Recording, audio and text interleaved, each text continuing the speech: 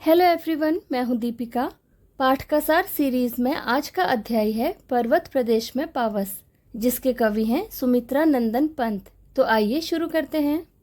सुमित्रा नंदन पंत का जन्म 20 मई 1900 यानी 1900 को उत्तराखंड के अल्मोड़ा जिले के कौसानी गांव में हुआ। उन्होंने बचपन से ही कविता लिखना आरंभ कर दिया था।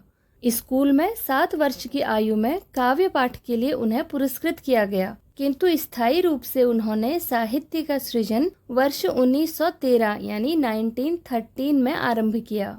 इनकी आरंभिक कविताओं में प्रकृति प्रेम तथा रहस्यवाद की अनुभूति दिखाई देती है। वे मार्क्स, महात्मा गांधी और अरविंद के दर्शन से प्रभावित हुए। जीवन के आरंभिक दिनों में वे उदय शंकर संस्कृति केंद्र से जुड़े और आकाशवाणी के परामर्शदाता के रूप में भी उन्होंने अपनी सेवाएं दी। भारत सरकार ने वर्ष 1961 यानी 1961 में इन्हें पद्म भूषण सम्मान से सम्मानित किया।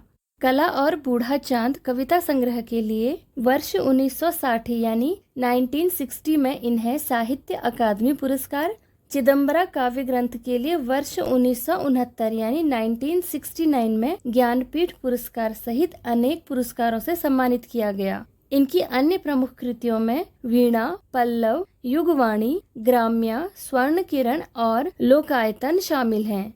18 दिसंबर 1977 यानी 1977 को इनका देहांत हो गया।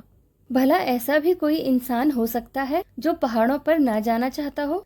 जिन लोगों को दूर हिमालय पर जाने का मौका नहीं मिल पाता, वो लोग अपने आसपास के पहाड़ी इलाकों में जाने का कोई मौका नहीं छोड़ते।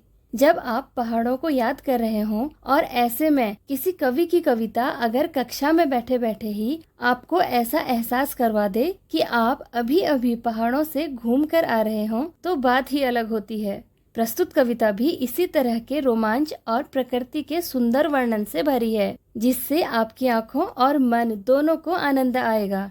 यही नहीं, सुमित्रा नंदन पंत की बहुत सारी कविताओं को पढ़ते हुए ऐसा लगता है जैसे आपके चारों ओर की दीवारें कहीं गायब हो गई हों और आप किसी सुंदर पर्वतीय जगह पर पहुंच गए हों, जहां दूर दूर तक पहाड़ ही पहाड़ हों और झरने बह रहे हों और आप बस वहीं रहना चाहते हों।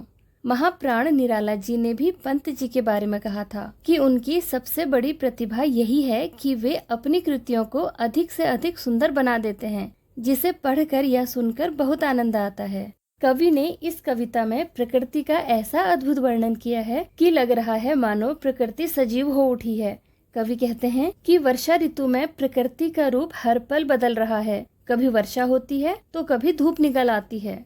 विशाल पर्वत दूर दूर तक धरती की करघनी, करधनी मतलब कमर में बांधा जाने वाला आभूषण, जिसे कमरबंद भी कहा जाता है, उसकी तरह फैले नजर आ रहे थे। उन पर्वतों पर तरह तरह के रंग बिरंगे हजारों फूल खिले थे। वे फूल ऐसे लग रहे थे मानो प्रकृति की आंखें हों। पर्वत के पैरों के पास तालाब फैला हुआ था, जिसके जल में ये पर्वत अपनी असंख्य आंखों से अपने विशालकाय शरीर का प्रतिबिंब देखते हुए प्रतीत हो रहे थे। इस तालाब का स्वच्छ और पारदर्शी जल आईने की तरह था, जिसमें पर्वत का प्रतिबिंब दिखाई दे रहा था।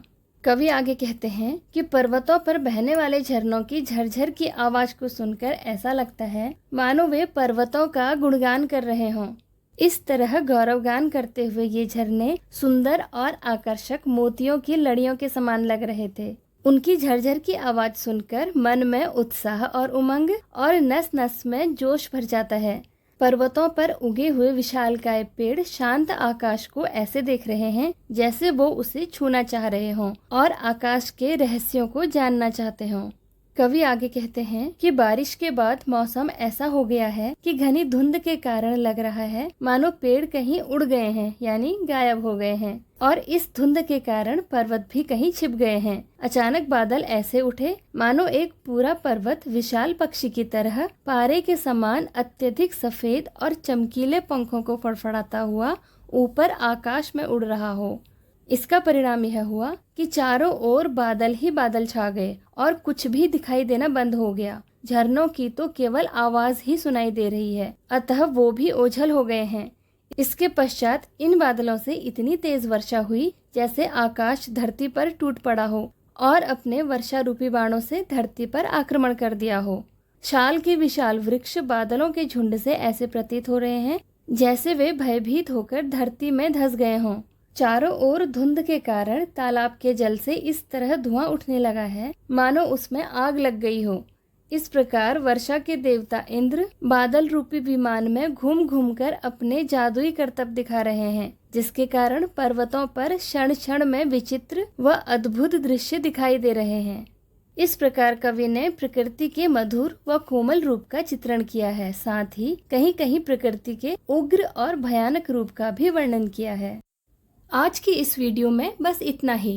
इस पाठ के डिटेल वीडियो का लिंक डिस्क्रिप्शन बॉक्स में दिया गया है या फिर आप चैनल की प्लेलिस्ट में जाकर भी एक्सप्लोर कर सकते हैं। वीडियो में अंत तक बने रहने के लिए आपका शुक्रिया। तो मिलते हैं अगले वीडियो में एक नए अध्याय के साथ। Thank you.